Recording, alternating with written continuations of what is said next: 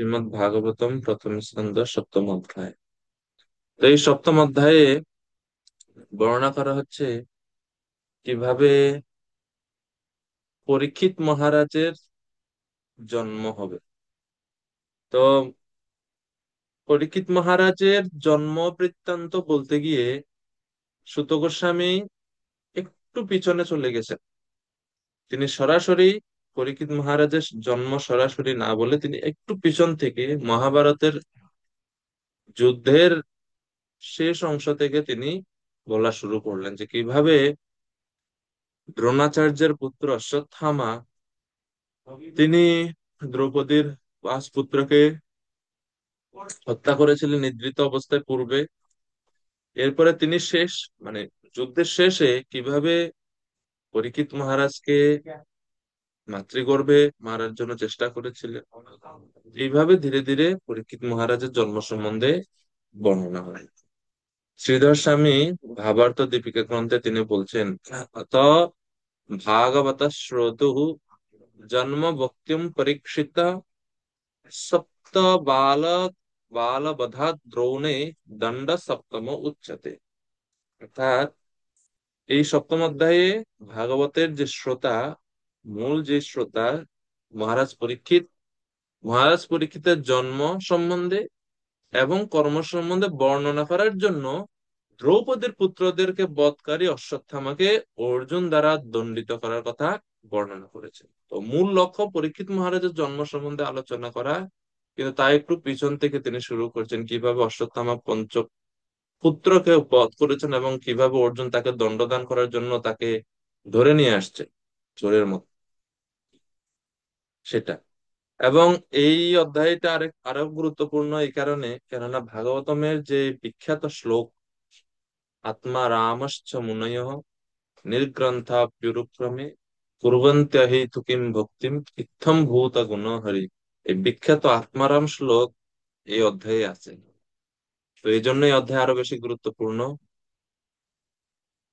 বিশ্বনাথ চক্রবর্তী ঠাকুর তিনি খুব সুন্দরভাবে অনেক বিস্তারিত ভাবে এই আত্মারাম শ্লোকের ব্যাখ্যা করেছেন, এবং শ্রী চৈতন্য মহাপ্রভু স্বয়ং তিনি এই শ্লোকের ব্যাখ্যা করেছেন।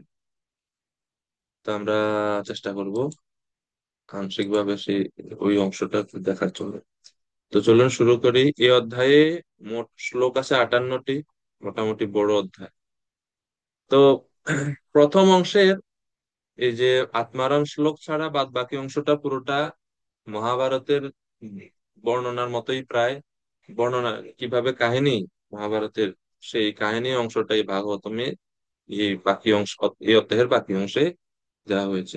1 থেকে 7 নম্বর শ্লোকে ব্যাসদেব সম্পর্কে এবং শ্রীমদ্ ভাগবতের সম্পর্কে বলা হয়েছে। শৌনক ঋষির প্রশ্ন শুক গোস্বামীর প্রতি যে ব্যাসদেব কিভাবে তিনি ভগবানকে, ভগবানের শক্তি, বহিরঙ্গা শক্তি মায়াকে এবং দুর্দশাগ্রস্ত জীবদেরকে দর্শন করলেন, এবং এই দুঃখ দুর্দশাগ্রস্ত জীবদের উদ্ধার করার একমাত্র হেতু এই কলিযুগে শ্রীমদ্ ভাগবতম কিভাবে তিনি রচনা করলেন, তা আমরা জানতে চাই। এরপরে এই প্রশ্নের পরে 8 থেকে 11 নম্বর শ্লোকে ওনারা সুখদেব গোস্বামীর সম্বন্ধে প্রশ্ন করেন, জানতে চান যে সুখদেব গোস্বামী কিভাবে তিনি ভাগবতম রচনা করেন, সরি ভাগবতম অধ্যয়ন করেন। আমরা জানি যে তিনি হচ্ছেন একজন আত্মারাম, তিনি কোথাও কোথাও স্থির থাকেন না। তিনি অপি গো দোহনম কচিত, আমরা পূর্বে দেখেছিলাম যে তিনি গো দহন কাল মাত্র কোথাও অবস্থান করেন। তা তাইলে তিনি কিভাবে 7 দিন 7 রাত বা এই এত বিশাল ভাগবত তিনি কিভাবে অধ্যয়ন করেছিলেন, কি কারণেই বা তিনি অধ্যয়ন করেছিলেন? তিনি তো ছিলেন একজন আত্মারাম মুনি। তিনি কেন এই ভগবত ভক্তিমূলক এই গ্রন্থ শ্রীমদ্ ভাগবতমের প্রতি আকৃষ্ট হয়েছিলেন, সেই বিষয়েও আমরা জানতে চাই। তো এই প্রশ্নের পরিপ্রেক্ষিতে উত্তর দেওয়া শুরু করেন সুত গোস্বামী। এরপরে 12 থেকে 16 নম্বর শ্লোকে মৃত পাণ্ডব পুত্রদের জন্য শোক, দ্রৌপদীর শোক, সেই শোকের কথা 12 থেকে 16 নম্বর শ্লোকে দেওয়া আছে। 17 থেকে 34 নম্বর শ্লোকে বর্ণনা করা হচ্ছে কিভাবে অর্জুন অশ্বত্থামাকে বন্ধন করে নিয়ে আসেন দ্রৌপদীর সামনে, তার বর্ণনা রয়েছে 17 থেকে 34। আর 35 থেকে 38 নম্বর শ্লোকে অশ্বত্থামাকে কি করা যাবে, বধ করব না শাস্তি দিব, এই বিষয়ে বিভিন্ন যুক্তি তর্ক চলছে। দ্রৌপদী এক যুক্তি দিচ্ছে, ভীম এক যুক্তি দিচ্ছে, কৃষ্ণ একটা যুক্তি দিচ্ছে। এখন অর্জুনকে সিদ্ধান্ত নিতে হবে যে অশ্বত্থামাকে কি বধ করা হবে না শাস্তি দিয়ে তাকে ছেড়ে দেওয়া হবে। তো এই যে পরস্পরের মধ্যে যে বাদ বিবাদ চলছে, সেটা 35 থেকে 58 নম্বর শ্লোকের মধ্যে বর্ণনা করা আছে। তো এই হচ্ছে আজকের অধ্যায়। তো প্রথম অংশ 1 থেকে 7 নম্বর শ্লোক আমরা শুরু করছি। শ্লোক নাম্বার 1। শৌনক উবাচ निर्गते नारदे सूत्र भगवान् बादरायण श्रुतवान् तत् अभिप्रेतं ततः किम् अकरोत् विभु। তো পূর্বের অধ্যায়ের শেষ অংশে যে বর্ণনা, যে নারদ মুনি এসেছিলেন, ব্যাসদেবকে উপদেশ দিয়েছিলেন, এরপরে তিনি চলে গেলেন। এখন নারদ মুনি যে উপদেশ দিলেন, দিয়ে এরপরে যখন নারদ মুনি চলে গেলেন, তারপর ব্যাসদেব কি করলেন? আমাদের জীবনেও আমরা অনেক আদেশ উপদেশ নির্দেশ অনুপ্রেরণা আমাদের গুরুজনদের কাছ থেকে পেয়ে থাকি।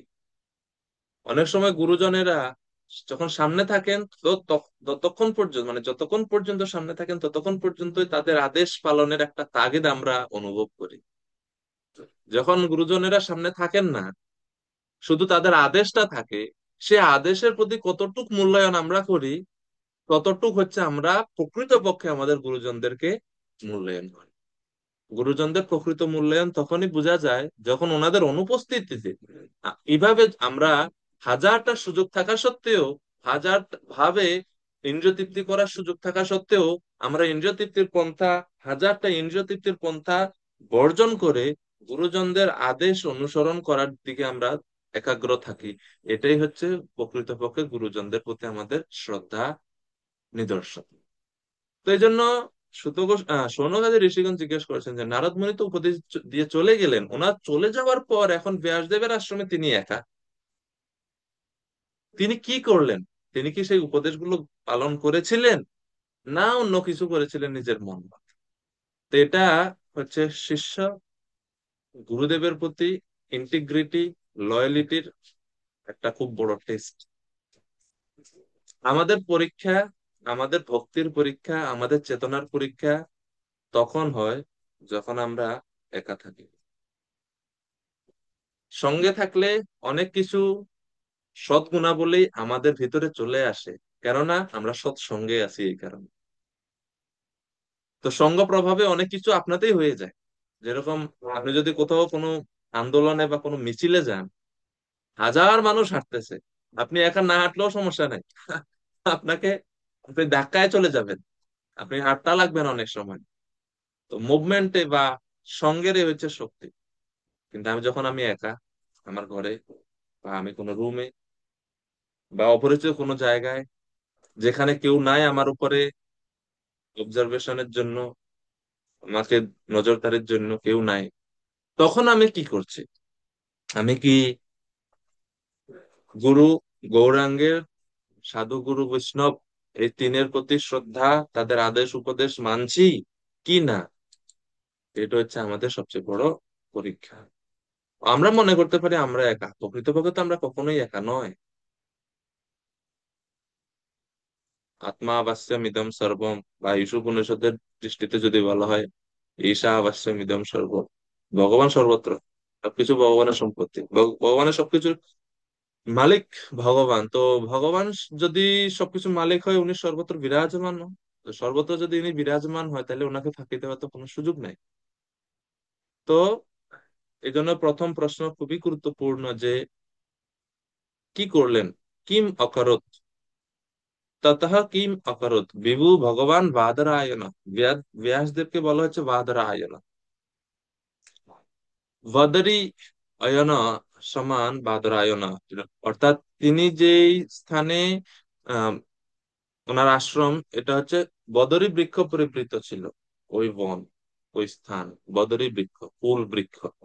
সেজন্য ব্যাসদেবের এক নামই হয়ে গেছে বাদরায়ন। তো কি করেছিলেন ব্যাসদেব, সর্বজ্ঞ ব্যাসদেব তিনি কি করলেন? তো দ্বিতীয় শ্লোকে সুত গোস্বামী বলছেন, সুত উবাচ ব্রহ্মা নদ্যাম সরস্বত্যাম আশ্রমঃ পশ্চিমে তটে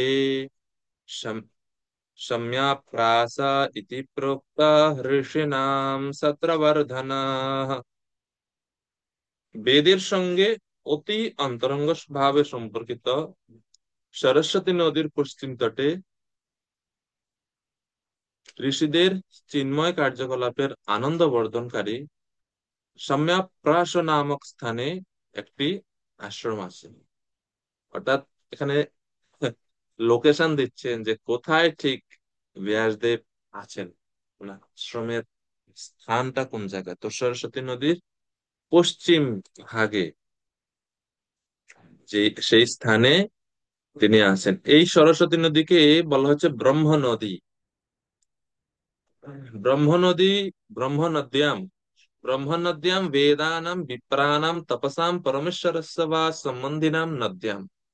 ব্রহ্ম নদ্যা মানে হচ্ছে বেদ সমূহ, বিপ্রগণ, তপস্যা সকল বা পরমেশ্বর সম্বন্ধিনী যে নদী। অর্থাৎ এই নদীর সাথে বেদের একটা সম্পর্ক আছে, বিপ্রগণের একটা সম্পর্ক আছে, এবং বিপ্রগণের যে সাধনা এই নদীর পাড়ে করেন, এবং ভগবানের একটা সম্বন্ধ আছে।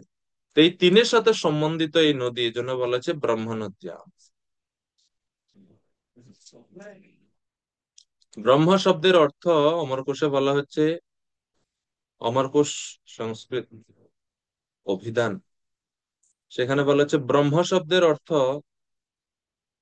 বেদ, ব্রহ্ম শব্দের অর্থ তত্ত্ব, ব্রহ্ম শব্দের একটা অর্থ হচ্ছে তপস্যা, আবার ব্রহ্ম শব্দের একটা অর্থ ব্রহ্ম বা নিরাকার ব্রহ্ম, ব্রহ্ম শব্দের একটা অর্থ হচ্ছে ব্রহ্মা, চতুর্মুখ ব্রহ্মা, ব্রহ্ম শব্দের একটা অর্থ হচ্ছে বিপ্র, ব্রহ্ম শব্দের একটা অর্থ হচ্ছে প্রজাপতি। বেদ তত্ত্বম ও ব্রহ্ম, ব্রহ্মা বিপ্র প্রজাপতি, এসবগুলো হচ্ছে ব্রহ্ম শব্দের অর্থ। তো ব্রহ্ম নদ্যা মানে এই নদী বেদের সঙ্গে, বিপ্রগণের সঙ্গে সাধুদের, কেননা সাধুরা এই নদীর তীরে বসে তপস্যা আদি সকল সবকিছু করেন। বেশিরভাগ সময় আমরা দেখি যে যে আর্য সভ্যতা বা বৈদিক ঋষিগণ তারা সবসময় পবিত্র নদীর তীরে থাকতেন, তীর্থের যে একই সাথে এটা তীর্থস্থান, আবার একই সাথে সাধুদের জীবন ধারণের জন্য জল, পবিত্র জল অনেক গুরুত্বপূর্ণ অঙ্গ, সেজন্য নদীর তীরে ওনারা থাকতেন। কেননা পূর্বের যুগে সাধুদের তারা লোকালয় থেকে একটু দূরে থাকতেন, আর তাদের পবিত্রতার জন্য এবং প্রতিদিনের শুদ্ধতার জন্য তারা নদীর কিনারা কিনারা বেছে নিতেন।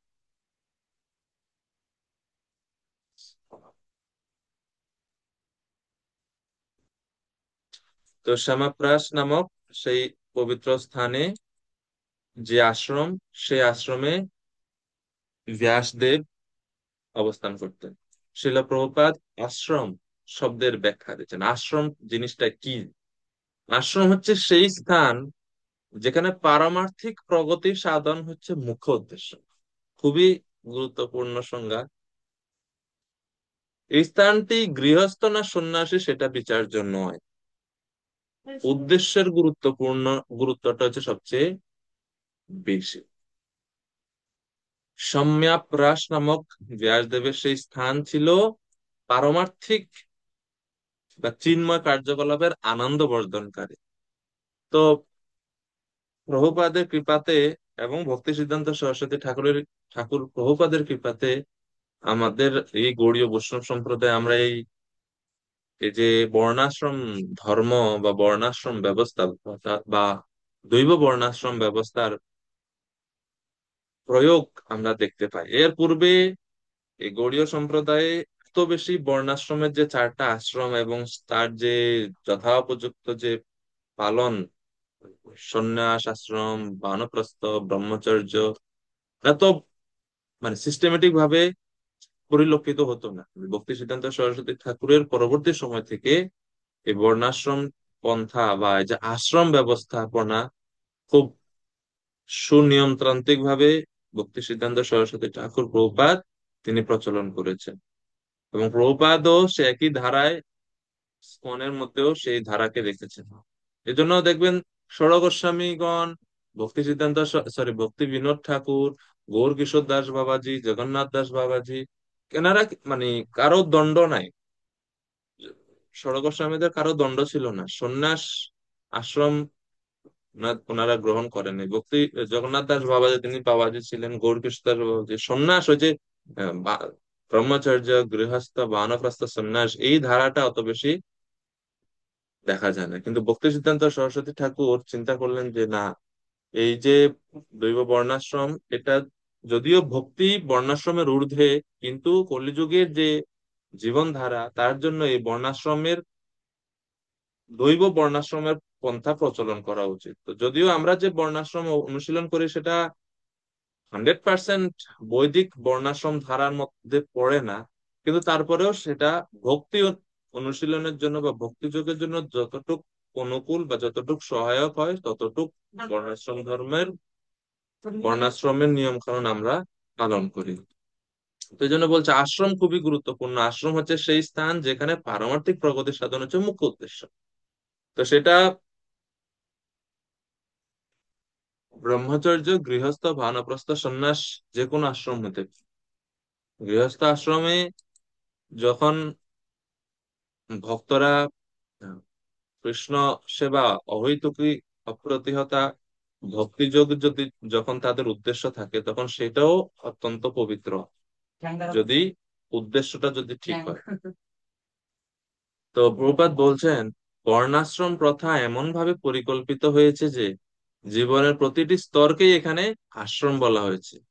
অর্থাৎ এখান থেকে আমরা আরেকটা জিনিস দেখতে পাচ্ছি যে কেউ যদি মনে করে যে ঠিক আছে আমি উম ব্রহ্মচর্য ঠিক মতো পালন করতে পারছি না, এই জন্য আমি গৃহস্থ আশ্রম অবলম্বন করে ইন্দ্রিয় তৃপ্তি করব, সেটা কিন্তু ভুল ধারণা।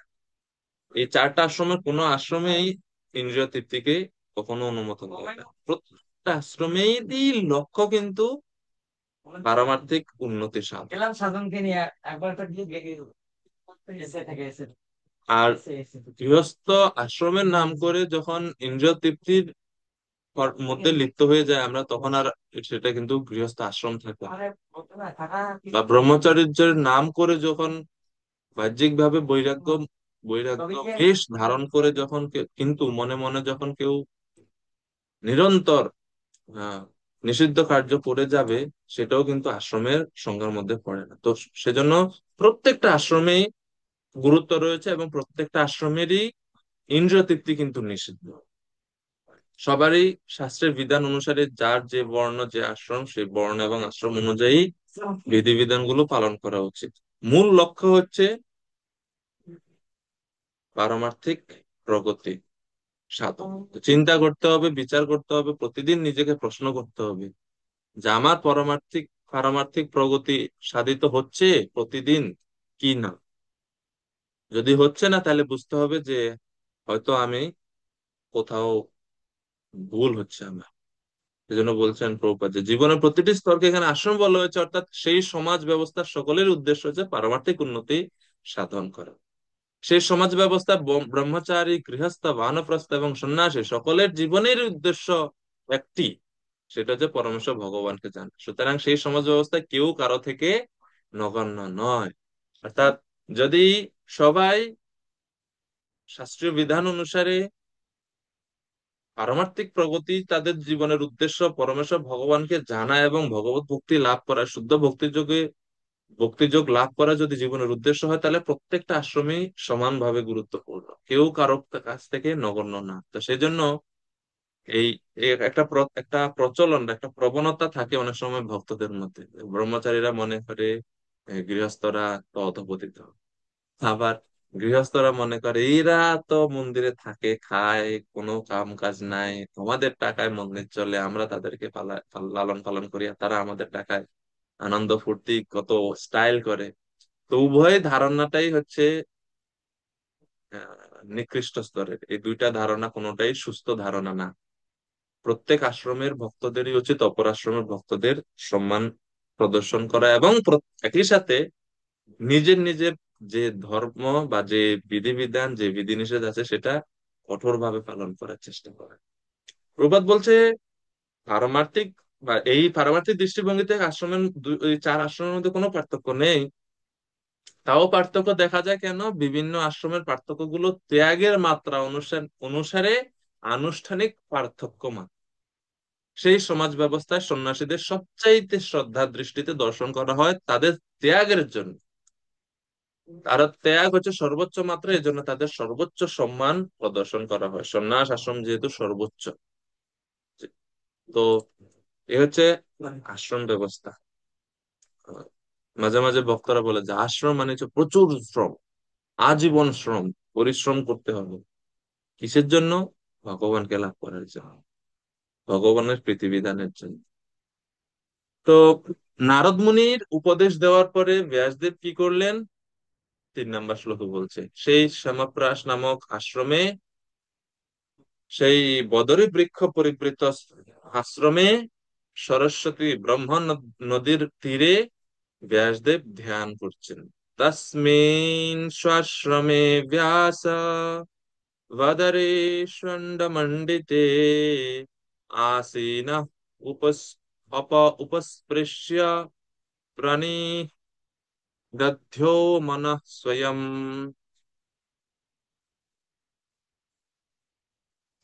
গৌর চৈতন্য প্রভু কৃপা করে অনুবাদ করবেন।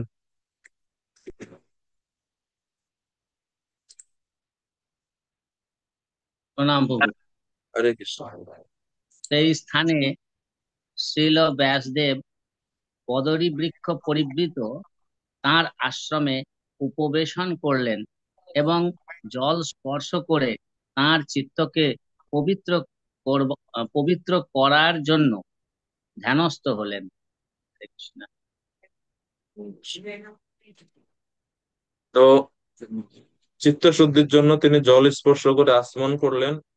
আচমন করে মন স্বয়ং প্রাণিদধ্য মন স্বয়ং, তো মনের দ্বারা তিনি সমাধিতে মন স্থির করলেন, এবং মন স্থির করে তিনি ধ্যান মগ্ন হলেন। বিশ্বনাথ চক্রবর্তী ঠাকুর বলছেন, মন মনসা প্রণিদধ্যাৎ ইতি সমাধি সমাধিনা অনুস্মর তৎ বিচেষ্টিতম ইতি। কেননা প্রথম স্কন্ধের 5ম অধ্যায়ে 13 নম্বর শ্লোকে নারদ মুনি খুব সুন্দর একটা উপদেশ দিচ্ছেন ব্যাসদেবকে। প্রথম স্কন্ধ 5ম অধ্যায় শ্লোক নাম্বার 13।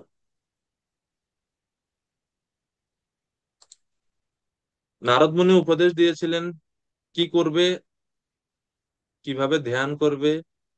তো বলছেন সেই 1, 5, 13 নম্বর শ্লোকে, অথো মহাভাগ ভবান অমোঘ দৃক শুচিশ্রবা সত্যরতো ধৃতব্রত উরুক্রমস্য অখিল বন্ধ মুক্তয়ে সমাধিনা অনুস্মরত বিচেষ্টিতম। যে হে Vyasdev, your vision is completely perfect. হে ব্যাসদেব, অমোঘ দৃক, আপনি হচ্ছেন অমোঘ দৃক। আপনি উরুক্রমস্যাখিল বন্ধ মুক্তয়ে, পরমেশ্বর ভগবান উরুক্রমের সমাধিনা অনুস্মরত বিচেষ্টিতম, সমাধি যোগে ভগবানকে স্মরণ রূপ সমাধি অবলম্বন করে আপনি এই সবকিছু আপনি অনুভব করতে পারবেন কিভাবে লিখতে হবে। তো এবং এইভাবে আপনি ভগবানের লীলা স্মরণ করে তা আপনি ভাগবতমে ভগবানের লীলা বর্ণনা করুন।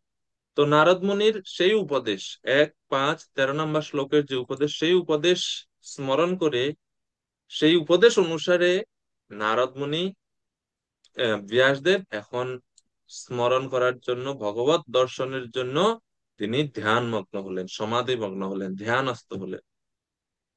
তো এই হচ্ছে একজন আদর্শ শিষ্যের আদর্শ আহ, চরিত্র, আদর্শ, জীবনী। গুরু শিষ্যের মধ্যে সম্পর্কের সবচেয়ে গুরুত্বপূর্ণ অঙ্গ হচ্ছে শিষ্য হচ্ছেন তিনি যিনি শাসন মানে। হ্যাঁ, ডিসিপ্লিন এবং ডিসাইপল শব্দটা খুবই কাছাকাছি। শিস ধাতু থেকে শস্ত্র, এবং শিষ্য উভয় শব্দ। তো শাসন যিনি মানেন, অর্থাৎ গুরুদেবের আদেশ নির্দেশ যথাযথভাবে জীবনে প্রয়োগ করেন, তিনি হচ্ছেন শিষ্য। ডিসিপ্লিন মানেন তিনি ডিসাইপল। তো আমরা দেখতে পাচ্ছি কত সুন্দরভাবে ব্যাসদেব তার গুরুদেবের প্রতি শ্রদ্ধা ভক্তি ভরে তিনি গুরুদেবের আদেশ পালনের জন্য এখন ধ্যান মগ্ন হচ্ছেন। এই যে ধ্যান মগ্ন হলেন ভগবানের লীলা স্মরণের জন্য, কিভাবে তিনি ভগবানকে দর্শন করলেন এবং ভগবানের সাথে আর কি কি তিনি দর্শন করলেন তার ধ্যানে 4 থেকে 7 নম্বর শ্লোকে তারই বর্ণনা দেওয়া আছে। 4 থেকে 7, শ্লোক নাম্বার 4। তো ব্যাসদেবের ভগবত দর্শন, 4 নম্বর শ্লোক। ভক্তি যোগেন মনসি সম্যক প্রনিহিত্যামলে अपश्यत् পুরুষম পূর্ণাম মায়াম চ তদপাশ্রয়ম। সুবীর মালাকার প্রভু অনুবাদ করুন কৃপা করে। প্রণাম প্রভু, হরে কৃষ্ণ। হরে কৃষ্ণ। এইভাবে তার মনকে একাগ্র করে জড় কলুষ থেকে সর্বতোভাবে মুক্ত হয়ে তিনি যখন পূর্ণরূপে ভক্তিযোগে যুক্ত হয়েছিলেন, তখন তিনি পরমেশ্বর ভগবানকে তার মায়া শক্তি সহ দর্শন করেছিলেন, যে মায়া পূর্ণরূপে তার বশীভূত ছিল। হরে কৃষ্ণ। হরে কৃষ্ণ। তো এটা আর একটা খুবই গুরুত্বপূর্ণ শ্লোক ভাগবতমের। নারদের শিষ্য ব্যাসদেব তার গুরু সেবার প্রভাবে, গুরুদেবের আদেশ অনুসরণের বা গুরুদেবের আদেশের প্রতি শ্রদ্ধার প্রভাবে, গুরু সেবার প্রভাবে, গুরু সেবা দুই ভাবে হয় না, গোপু সেবা, বাণী সেবা। বানিয়েছেন। তো নারদ মুনি যখন সরাসরি সামনে ছিলেন, তখন তিনি যথাযথভাবে বপু সেবা করলেন। এখন গুরুদেব সামনে নাই, এখন তিনি বাণী সেবা করছেন। বাণী কি ছিল? ওই যে পূর্বের শ্লোকে উপদেশ দিয়েছিলেন, সেই উপদেশের এখন তিনি সেবা করছেন। এবং এই যে গুরুদেবের সেবার প্রভাবে, গুরুদেবের বাণীর প্রতি শ্রদ্ধা এবং বাণী পালনের যে ঐকান্তিকতা, তার প্রভাবে ব্যাসদেবের বিশ্বনাথ চক্রবর্তী ঠাকুর এবং সে যখন বলছেন যে তিনি সর্ব উপাধি বিনির্মুক্ত হয়ে 5টি তত্ত্ব দর্শন করলেন, পঞ্চতত্ত্ব তিনি দর্শন করলেন: ঈশ্বর, জীব, প্রকৃতি, কাল, কর্ম। এই 5টা জিনিস তিনি দর্শন করলেন। পঞ্চরাত্রিক নারদের কৃপায় ব্যাসদেবের আর এই পঞ্চজ্ঞানের কোনো অভাব থাকলো না। এই ব্যাস অনুগত সম্প্রদায়ের বিচার মতে জীবের অসংখ্যত্ব, জীব অসংখ্য, তার বদ্ধ ও মুক্ত অবস্থা দ্বয়, এবং এই জীবের প্রভু পরমেশ্বর ভগবান, এবং সেই ভগবানের সেবার যে সমস্ত জীবেরা বিমুখ, তারাই মায়ার দ্বারা আবদ্ধ হয়, এবং মায়ার দ্বারা আবদ্ধ হয়ে তারা খণ্ডকাল অনুভূতিতে জীবের জীব কর্ম প্রবৃত্ত হয়, কর্ম মার্গে তারা প্রবেশ করে। আর যখন সেই জীবের ভগবত স্মৃতি আবার মনে পড়ে, তখন তারা ভগবত দাসে যুক্ত হয়ে সে কর্মবন্ধন ক্ষয় করে তাদের স্বরূপ আবার পুনরায় প্রাপ্ত হয়। এই যে সব বিস্তারিত পন্থা, সব তিনি ব্যাসদেব ধ্যানের মাধ্যমে দেখলেন। এবং সবচেয়ে গুরুত্বপূর্ণ যে জিনিস, যে ব্যাসদেব কিভাবে ভগবানের দর্শন লাভ করলেন, শ্রীমদ্ ভগবত গীতার সিদ্ধান্ত অনুযায়ী ভক্তাহম একয়া গ্রাহ্য ভক্তিস্তু অনন্যয়া শক্য ভক্তা মাম অভিজানাতি। ভক্তিযুক্ত চিত্তে, ভক্তিযোগে যুক্ত হওয়ার কারণে ব্যাসদেব ভগবানকে দর্শন করেছিলেন, অন্য কোনো যোগ পন্থায় না, জ্ঞান পন্থায় না। পরিষ্কার ভক্তি যোগে না মনসে, ভক্তিযোগে যুক্ত হয়ে তিনি তার মনকে ভগবানের যুক্ত করলেন। এর ফলে অমল হৃদয়ে তিনি ভগবানের অপশ্যৎ পুরুষম পূর্ণম, পূর্ণ পুরুষ ভগবানকে তিনি দর্শন করলেন, এবং সাথে সাথে তিনি দেখলেন মায়াকেও, যিনি ভগবানের পিছনে, ভগবানের বশীভূত ছিলেন। তো এটা হচ্ছে গৌড়ীয় বৈষ্ণব ধারা বা বৈষ্ণব দর্শন এবং মায়াবাদ দর্শনের মধ্যে প্রধান পার্থক্য একটা, যে মায়াবাদীরা বলে ব্রহ্ম মায়ার অধীন, কিন্তু বৈষ্ণবরা বলেন যে কখনোই মায়া ভগবানকে স্পর্শ করতে পারে না। মায়া সবসময় ভগবানের পিছনে থাকেন, লজ্জার, এবং তিনি ভগবানের আদেশ অনুসারে জীবদেরকে মোহিত করেন মাত্র, তিনি কখনো ভগবানকে মোহিত করেন না।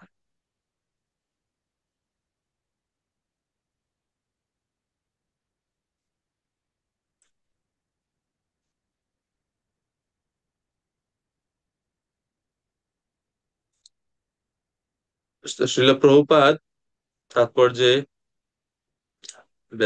ব্যাখ্যা করছেন পরম তত্ত্বের পূর্ণ দর্শন, মায়ার কার্যকলাপ, এইসব বিষয়ে প্রভুপাদ বলছেন একটা উদাহরণ দিয়ে, যে চন্দ্রের সঙ্গে যেরকম জ্যোৎস্না বিরাজ করে, তেমনি পরম পুরুষের সঙ্গে তার অন্তরঙ্গা শক্তি বিরাজ করে। বহিরঙ্গা শক্তির সঙ্গে অন্ধকারের তুলনা করা হয়েছে, কেননা তা জীবকে অজ্ঞানের অন্ধকারে আচ্ছন্ন করে রাখে। অপাশ্রয়ম শব্দটির মাধ্যমে ইঙ্গিত করা হচ্ছে ভগবানের এই শক্তি পূর্ণরূপে ভগবানের নিয়ন্ত্রণাধীন। আর যেহেতু এই মায়া শক্তি ভগবানের নিয়ন্ত্রণাধীন, তো এটা কখনোই ভগবানকে, ভগবানের উপর প্রভাব বিস্তার করতে পারে না। কখনো কখনো অন্তরঙ্গা শক্তি বা পরাশক্তিকেও মায়া বলা হয়, কিন্তু তা হচ্ছে যোগ মায়া, এবং এই শক্তি চিৎ জগতে প্রকাশিত হয়। চিৎ জগতের সমস্ত কার্যকলাপ পরিচালিত হয়, নিয়ন্ত্রিত হয় অন্তরঙ্গা বা যোগমায়ার দ্বারা। আর এরই ছায়া সদৃশ মহামায়া, যা বদ্ধজীবদেরকে আহ বদ্ধজীবদের চেতনার উপরে প্রভাব বিস্তার করে।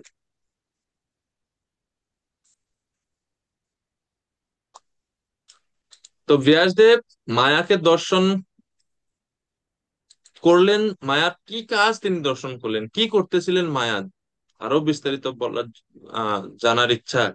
তো ব্যাসদেব আরো বলছেন 5 নম্বর শ্লোকে, यया सम्मोहितो जीव आत्मानं त्रिगुणात्मकम् परापि मनुष्यानर्थं तत्कृतं चाभिपद्यते। এই বহিরঙ্গা শক্তির প্রভাব বদ্ধজীবদের উপরে কিভাবে হয়ে থাকে, তাই 5 নম্বর শ্লোকে বর্ণনা করা হচ্ছে। তো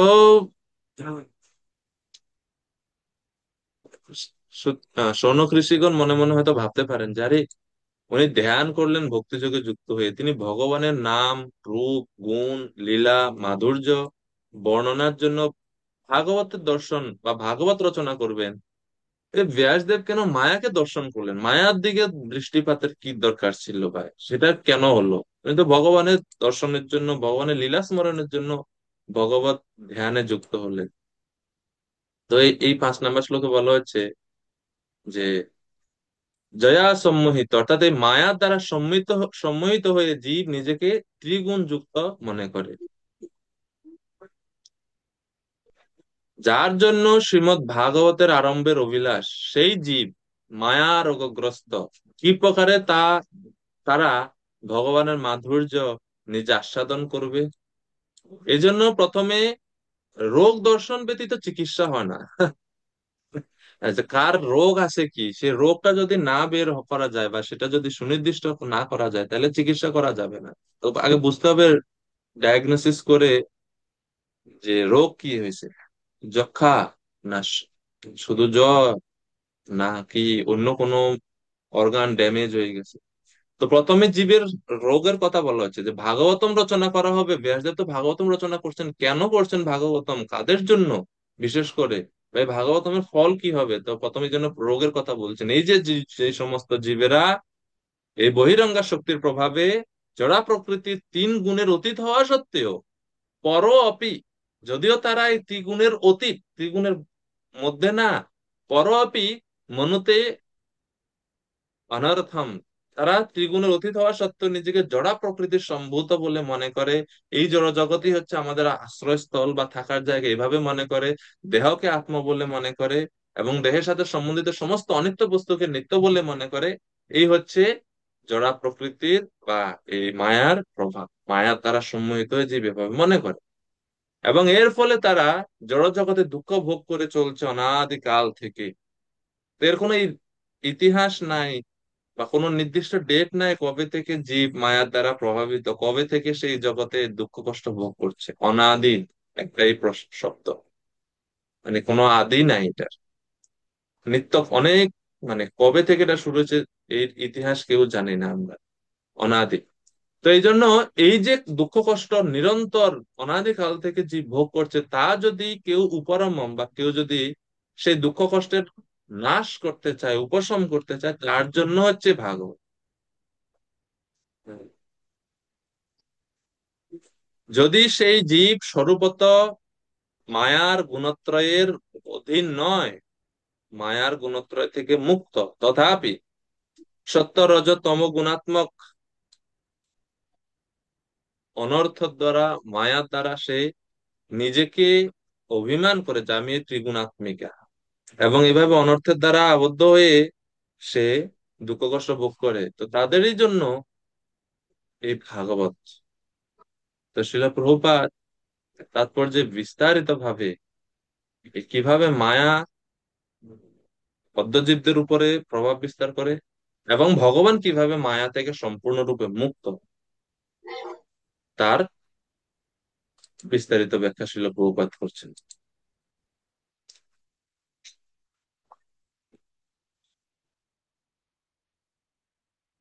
6 নম্বর শ্লোক। অনর্থোপশমম সাক্ষাৎ ভক্তি যোগমদোক্ষজে, লোকস্য জানতো বিদ্বান চক্রে সত্বত সংহিতা। ব্রজগোপাল প্রভু কৃপা করে অনুবাদ করবেন 6 নম্বর অনর্থ শ্লোক। জীবের জীবের জাগতিক দুঃখ দুর্দশা যা হচ্ছে তার কাছে অনর্থ, ভক্তিযোগের মাধ্যমে অচিরেই তার উপশম হয়, কিন্তু সাধারণ মানুষ তা জানে না, এবং তাই মহাজ্ঞানী ব্যাসদেব পরম তত্ত্ব সমন্বিত এই সাতপথ সংহিতা সংকলন করেছেন। ধন্যবাদ প্রভুজি। তো আগের শ্লোকে জীবের কি দোষ বা কি রোগ তা বর্ণনা করে, সেই রোগ থেকে মুক্ত হওয়ার জন্য কি ঔষধ, সেই ঔষধের কথা এই 6 নম্বর শ্লোকে বললেন। যে জীবের রোগ কি? অনর্থ। জীবের রোগ হচ্ছে অনর্থ, ত্রিগুণের দ্বারা প্রভাবিত হয়ে নিজেকে ত্রিগুণের অধীন মনে করা। সে অনর্থকে নাশ কিভাবে করবে? অনর্থ উপশমম, অনর্থকে নাশ করার উপায় হচ্ছে ভক্তিযোগ, সাক্ষাৎ ভক্তিযোগ। সে ভক্তিযোগ অনুশীলনের বিষয়ে, ভক্তিযোগের মাহাত্ম্য এবং ভগবানের লীলা কথা সমন্বিত এই সাতত সংহিতা শ্রীমদ্ ভাগবতম তিনি রচনা করলেন, যা শ্রবণ, কীর্তন, অধ্যয়ন এর মাধ্যমে জীব তার স্বরূপ উপলব্ধি করতে পারে। ভাগবতমের হচ্ছে অদ্ভুত অশেষ কৃপা।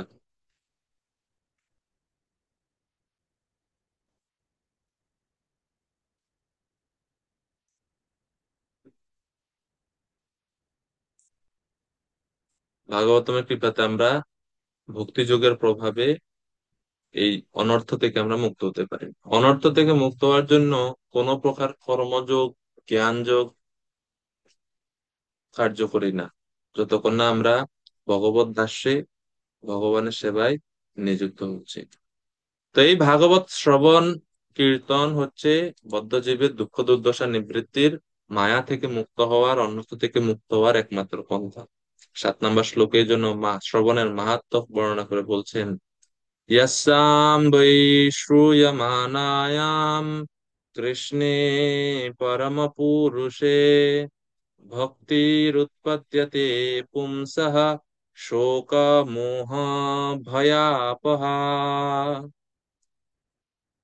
জগদানন্দ নিতাই প্রভু অনুবাদ করবেন। হরে কৃষ্ণ। দণ্ডবত প্রণাম প্রভু। অনুবাদ: কেবলমাত্র বৈদিক শাস্ত্র শ্রবণ করার মাধ্যমে পরম পুরুষ শ্রীকৃষ্ণের প্রতি ভক্তির উদয় হয় এবং তার ফলে শোক, মোহ এবং ভয় তৎক্ষণাৎ অপগত হয়। ধন্যবাদ প্রভু। তো বলছে কেবলমাত্র বৈদিক শাস্ত্র শ্রবণ করার মাধ্যমে, বৈদিক শাস্ত্র বলতে এই ভাগবতমের কথা এখানে নির্দিষ্ট করে বলা হচ্ছে, ভাগবত যে শুধুমাত্র শ্রবণের মাধ্যমেই পরম পুরুষ শ্রীকৃষ্ণের প্রতি ভক্তির উদয় হয় এবং তার ফলে শোক, মোহ, ভয় অপগত হয়। শ্রবণ এত বেশি গুরুত্বপূর্ণ। তো বিশ্বনাথ চক্রবর্তী ঠাকুর বলছেন, यस्याम यस्याम श्रयमाणैवं किं पुनः श्रुतयं किम अंतराम कीर्तमानायम किन किन किम कीर्ततायाम। অর্থাৎ আহ, যা শুধুমাত্র শ্রবণ করলে শ্রবণের সঙ্গে সঙ্গে পরম পুরুষ শ্রীকৃষ্ণের প্রতি ভক্তির উদয় হয়, তাহলে শ্রবণের সঙ্গে সঙ্গে যদি ভক্তির উদয় হয়, যারা মনোযোগ সহকারে নিরন্তর শ্রবণ করে তাদের কথা আর কি বলবো, এর থেকে ঊর্ধ্বে যারা কীর্তন করে তাদের কথা কি বলবো, এর থেকে ঊর্ধ্বে যারা নিরন্তর ভাগবত অধ্যয়ন এবং প্রচার করে তাদের কথা আর কি বলবো। জাস্ট শ্রবণ করা মাত্রই যাদের যদি কৃষ্ণের প্রতি ভক্তির উদয় হয়, তাহলে যারা আরো এই সমস্ত কার্যগুলা করে, নিরন্তর শ্রবণ, নিরন্তর অধ্যয়ন এবং কীর্তন এগুলো করে, তাদের আর কি বলার, তাদের সম্বন্ধে আর কি বলার আছে। শ্রীকৃষ্ণের প্রতি ভক্তি তো উৎপন্ন হয়। তো বিশ্বনাথ চক্রবর্তী ঠাকুর বলছেন, এই যে ভক্তির উৎপদ্যতে পুংসা, মানুষের ভক্তির উদয় হয়। বিশ্বনাথ চক্রবর্তী ঠাকুর বলছেন এখানে ভক্তি শব্দের অর্থ হচ্ছে প্রেম। ভক্তির উৎপদ্যতে মানে প্রেম উৎপদ্যতে।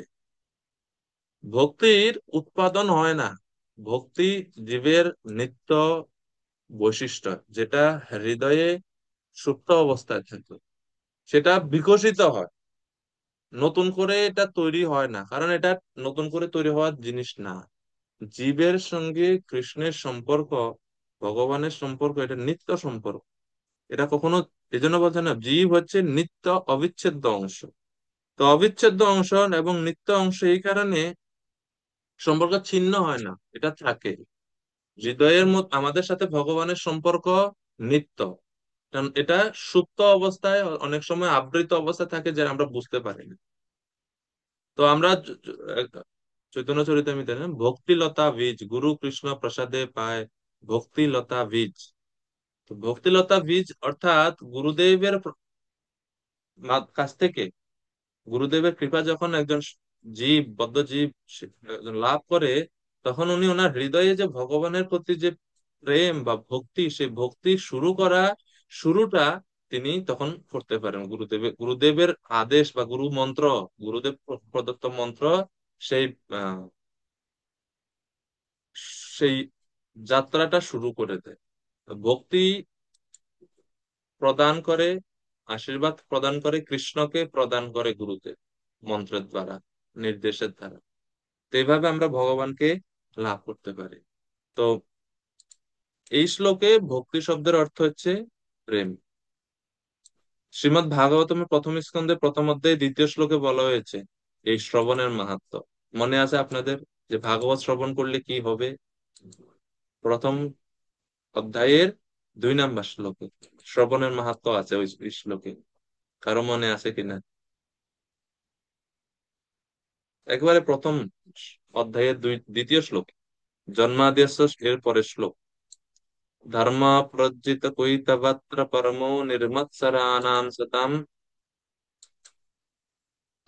শ্রী চৈতন্য প্রভু।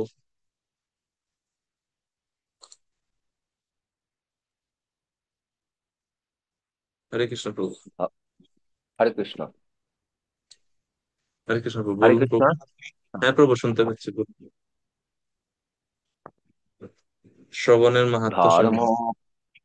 ধর্ম প্রজ্জিত কৈতবত্র পরম নির্মৎসরাণাম সতাম বেদম বাস্তব মাত্র বস্তু শিবদম তাপত্রয়ন্মূলানাম শ্রীমদ্ভাগবতে মহামুনিকৃতে কিংবা পরৈরীশ্বর সদ্য হৃদয়বরুদ্ধতেত্র পৃথিবী শুশ্রূষুভি তৎক্ষণাৎ।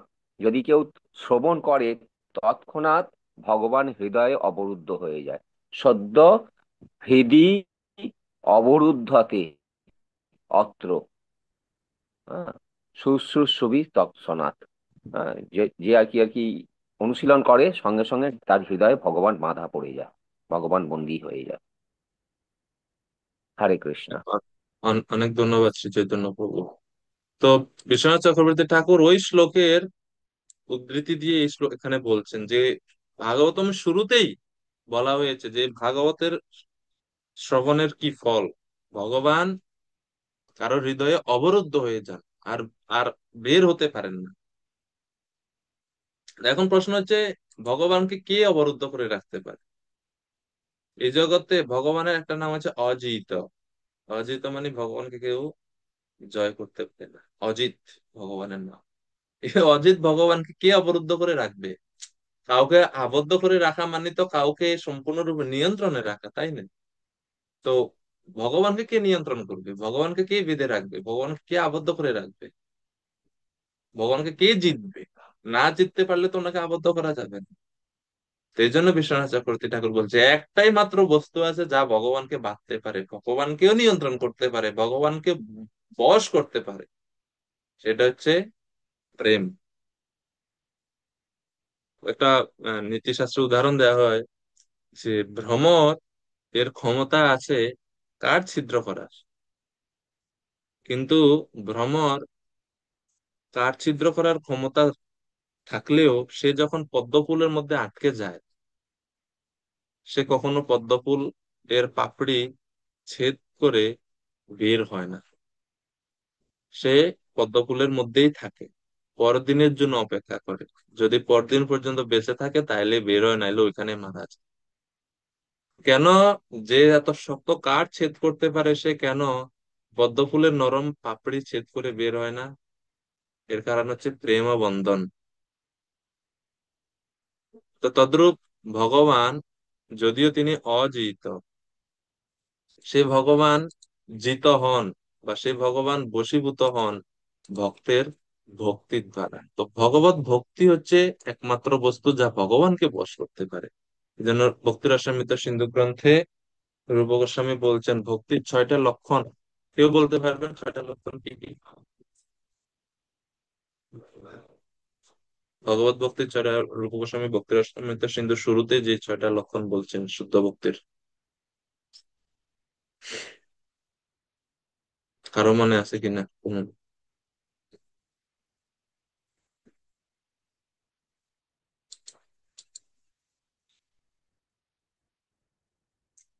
অনেকেরই ভিডিও অফ আছে, ভক্তরা হয়তো আজকে ক্লাসের জন্য প্রস্তুত না। আমি তো গতকালকে মেসেজ দিয়েছিলাম এই জন্য যে আজকে থেকে ক্লাস হবে। ওকে, সৌম্য কৃষ্ণ প্রভু। প্রভু বলুন। হরে কৃষ্ণ। হরে কৃষ্ণ। ক্লেশাগ্নি শুভদা কেশাগ্নি সুভদ্রা, হ্যাঁ।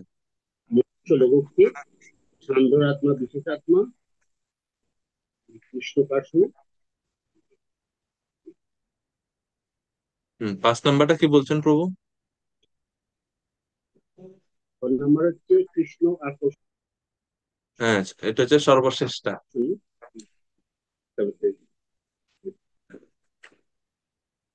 ক্লেশাগ্নি সুভদা, তারপরে সান্দ্রানন্দ বিশেষ আত্মা, মোক্ষ লঘুতাকৃত।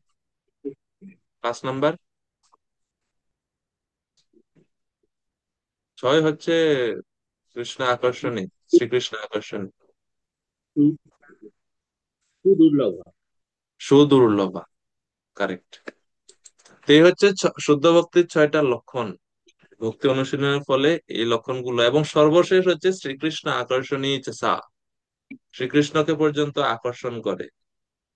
এই হচ্ছে ভক্তিযোগ।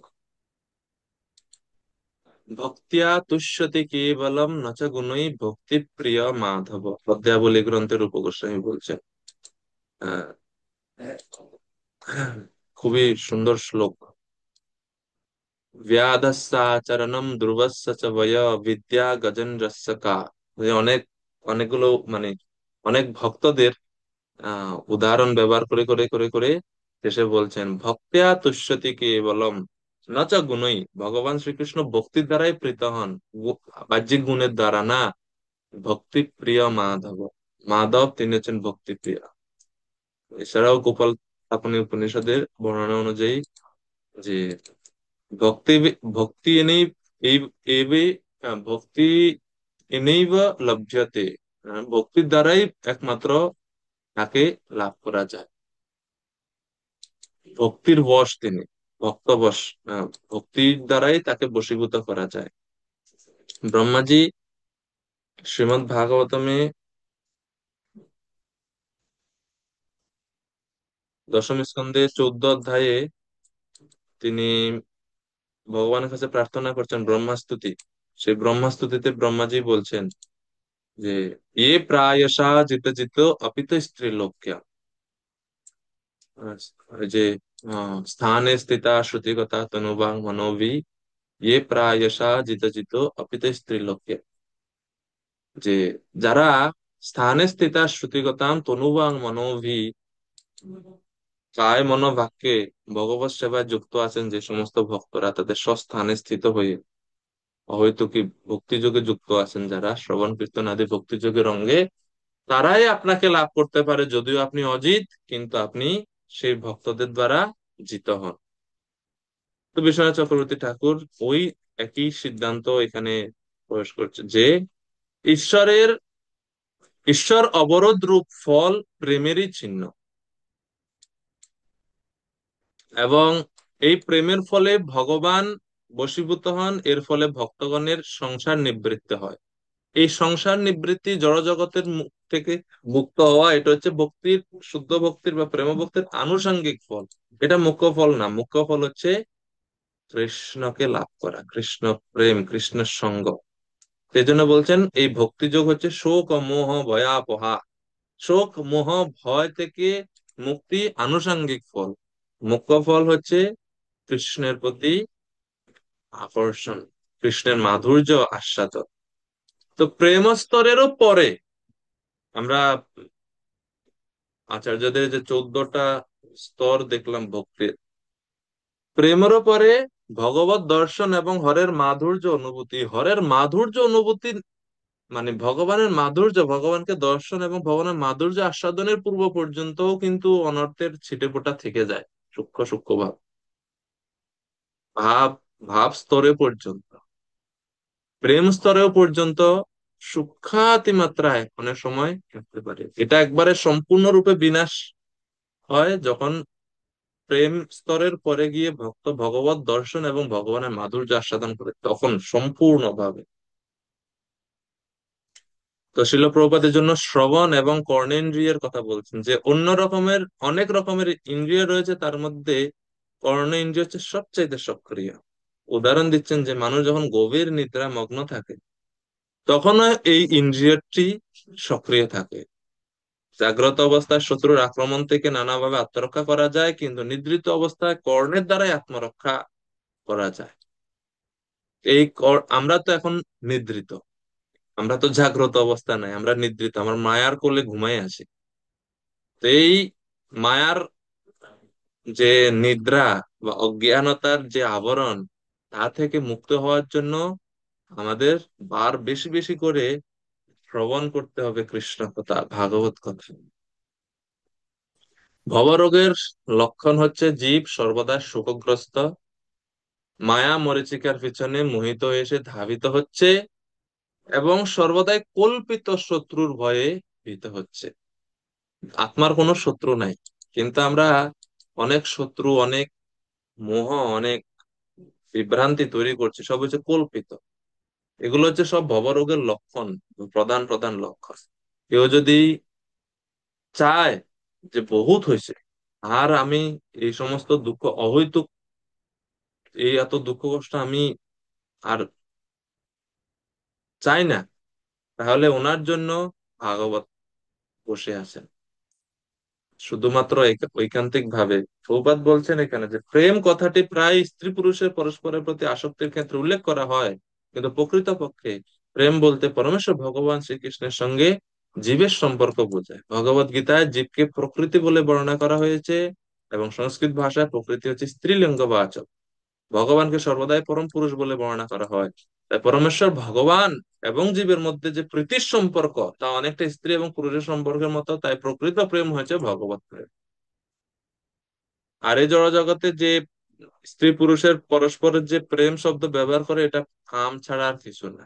প্রেম সেটা কখনোই না। আহ প্রেম প্রেম প্রেমের সংজ্ঞা দিয়ে আচার্যগণ বলছেন যে সর্বতা ধ্বংসরহিতম সত্যপি ধ্বংস কারণে তদ্ভাব বন্ধনম ইউয়ো সা প্রেম পরিকীর্তিতা। যে সর্বতা ধ্বংসরহিতম সত্যপি ধ্বংস কারণে, কোন সম্পর্ক, প্রেম কাকে বলা হয়, যে এমন একটা সম্পর্ক দুইজন মানুষের মধ্যে, এই সম্পর্ক ছিন্ন হওয়ার বা নষ্ট হয়ে যাবার বহু কারণ থাকা সত্ত্বেও যে বন্ধন কখনো ছিন্ন হয় না, সেই বন্ধন হচ্ছে প্রেম। এই হচ্ছে প্রেমের সংজ্ঞা আচার্যগণ দিচ্ছেন, আমাদের গৌড়ীয় আচার্যগণ। তো এই ভগবানের প্রতি প্রেম লাভ করতে পারি আমরা ভাগবত কথা শ্রবণের ফলে, কৃষ্ণ কথা শ্রবণের ফলে, ভাগবতের আশ্রয় গ্রহণের ফলে।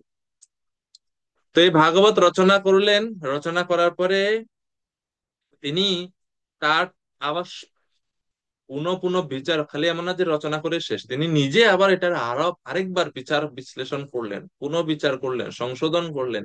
এরপরে তিনি তার পুত্র সুখদেবকে সেই ভাগবত শিক্ষা দান করলেন।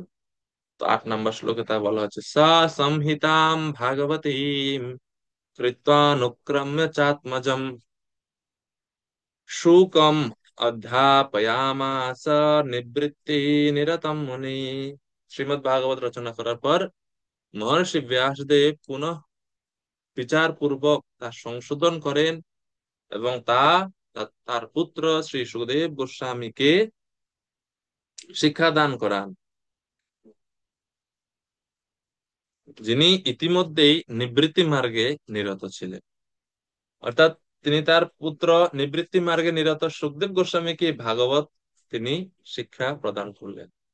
তো এই যে নিবৃত্তি নিরতম মুনি, এই শব্দটাই ওনাদের মনে প্রশ্নের উদ্বেগ, মানে প্রশ্ন সৃষ্টি করে।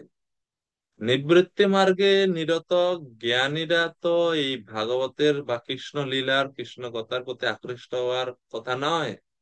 তারপরেও কিভাবে সুখদেব গোস্বামী বেদান্ত সূত্রের বা নিরাকার ব্রহ্মে নিবৃত্ত মার্গে নিরত, তিনি কিভাবে এই কৃষ্ণ কথা পূর্ণ ভাগবতের প্রতি আকৃষ্ট হয়েছিলেন, কিভাবে তিনি মানে এত দীর্ঘ সময় থেকে ভাগবত শ্রবণ করেছিলেন পিতার কাছ থেকে, সেটাই ওনাদের প্রশ্ন চলে আসছে 9 নম্বর শ্লোকে।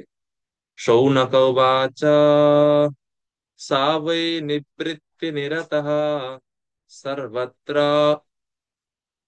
সর্বত্র উপেক্ষক মুনিঃ কস্য বা বৃহতীম এতাম আত্মা রামঃ সমভ্যসাৎ। সাথে সাথে ওনারা প্রশ্ন করছেন, ওনার এই ব্যাসদেবের যে কথা, যে নারদ সুত গোস্বামীর যে কথা, যে নিবৃত্তি নিরতম মুনি, তো এই জন্য 9 নম্বর শ্লোকে ওনারাও বলছেন যে সবাই নিবৃত্তি নিরতম, আমরাও জানি তিনি নিবৃত্তি মার্গে, অর্থাৎ জ্ঞান মার্গে যুক্ত ছিলেন। তিনি কিভাবে, কি কারণে, যিনি অলরেডি নিবৃত্তি মার্গ, অর্থাৎ সংসার বন্ধন ছিন্ন হয়ে গেছে, তিনি আত্মারাম, তিনি কেন এই বিশাল সাহিত্য অধ্যয়ন করার কষ্ট স্বীকার করতে হয়েছিল কেন? কস্য বা বৃহতি মেয়েতাম, বৃহতি ভাগবত অনেক বড়, বৃহৎ, 18,000 শ্লোক সমন্বিত। তো তিনি তো এই ভাগবত শ্রবণের ফলে সংসার বন্ধন থেকে মুক্ত হয়, কৃষ্ণের প্রতি আকৃষ্ট। তো সংসার বন্ধন তো অলরেডি ওনার নাই, উনি তো অলরেডি নিবৃত্তি মার্গে। উনি আবার কেন এটা এত কষ্ট করে বৃহৎ, এত বড় এই সংহিতা তিনি শ্রবণ করতে গেলেন? শিল প্রভুপাদ বলছেন, আত্মারাম কারা? যারা আত্মায় আনন্দ অনুভব করে তারা হচ্ছে আত্মারাম। এরকম হাজার হাজার কর্মীদের মধ্যে দুই একজন কেবল আত্মজ্ঞান লাভ করতে করে আত্মারাম হতে পারে।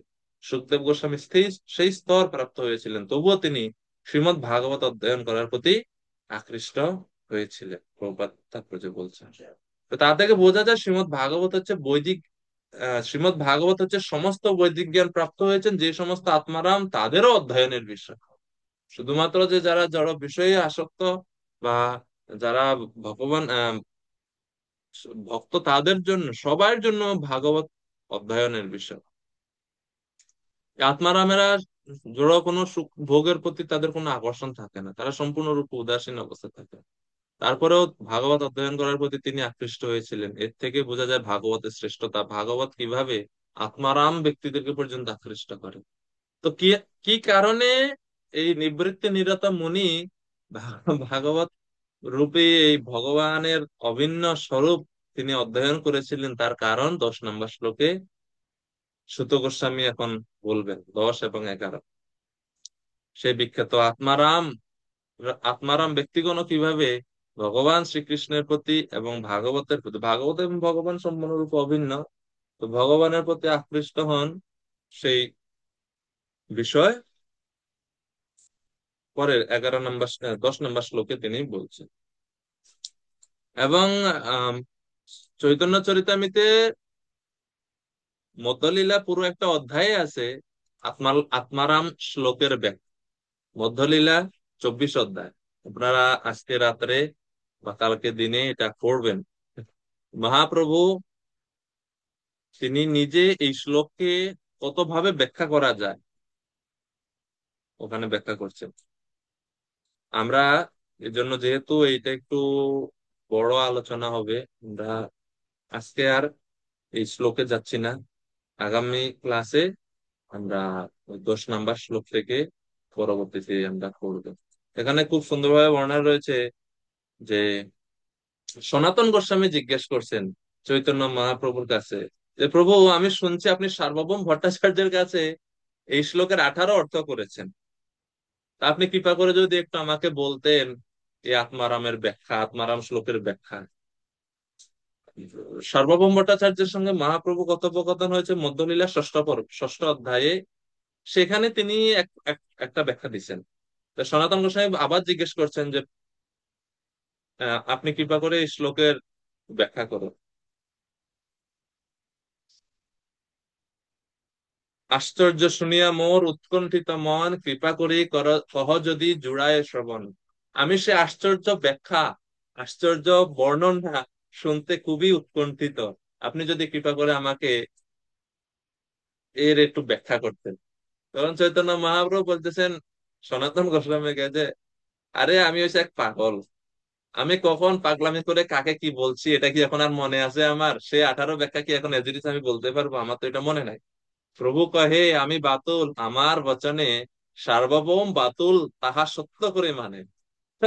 মহাপ্রভু বলছেন যে আমি এক পাগল, আর আমার এই পাগলের প্রলাপ শুনে সার্বভৌম হচ্ছে আরেক পাগল, সেও পাগল, মানে সে আমার কথা সত্য করে, সত্য বলে গ্রহণ করেছে এবং তার পরিবর্তন হয়ে গেছে। কি আমি বকবক করছি তার কাছে তা তো আমার মনে নাই। কিবা প্রলাপ, কিবা প্রলাপ পিলাং কিছু নাহিক স্মরণে, তোমার সঙ্গ বলে যদি কিছু হয় মনে। আমি ওইখানে সার্বভৌম ভট্টাচার্যকে কি বলেছিলাম প্রলাপ, তা তো আমার কিছু স্মরণ নাই, কিন্তু তোমার সঙ্গ প্রভাবে যা কিছু মনে হবে তা আমি বলবো। সহজে আমার কিছু অর্থ নাহি ভাসে, তোমার সঙ্গ বলে যে কিছু প্রকাশে। তো মহাপ্রভু বারবার সনাতন গোস্বামীর কে ক্রেডিট দিচ্ছেন যে তোমার সঙ্গ বলে আমার হৃদয়ে যে অর্থ প্রকাশ হবে আমি তা বলতে পারবো। আসলে আমি নিজে এই সাধারণ ভাবে এর কোনো অর্থ বিশ্লেষণ করতে পারি না, এই শ্লোক এত গভীর। তো তখন ধীরে ধীরে চৈতন্য মহাপ্রভু শুরু করেন যে এই শ্লোকে 11টা পদ আছে, 11টি স্পষ্ট পদ আছে। একাদশ পদ এই শ্লোকে সুনির্মল পৃথক নানা অর্থ পদে করে ঝলমল। যেরকম আকাশে আহ তারা ঝলমল করে এক একটা তারা, তো তদ্রি সেই রকম ভাবে এই শ্লোকের 11টা পদ আছে। আত্মারাম চ মুনয় নির্গ্রন্থা অপি উরুক্রমে কুর্বন্তি অহৈতুকীম ভক্তিম ইত্থম্ভূত গুণ, এবং সর্বশেষ হচ্ছে হরি। এই হচ্ছে 11টা পদ। এরপরে চৈতন্য মহাপ্রভু আলাদা আলাদা এই 11টার প্রত্যেকটার ব্যাখ্যা দিচ্ছেন। আমরা আগামীকালকে এর বিষয়ে আমরা শ্রবণ করবো। তো আজকে আমরা 1 থেকে 9 নাম্বার শ্লোক পর্যন্ত দেখলাম। হরে কৃষ্ণ।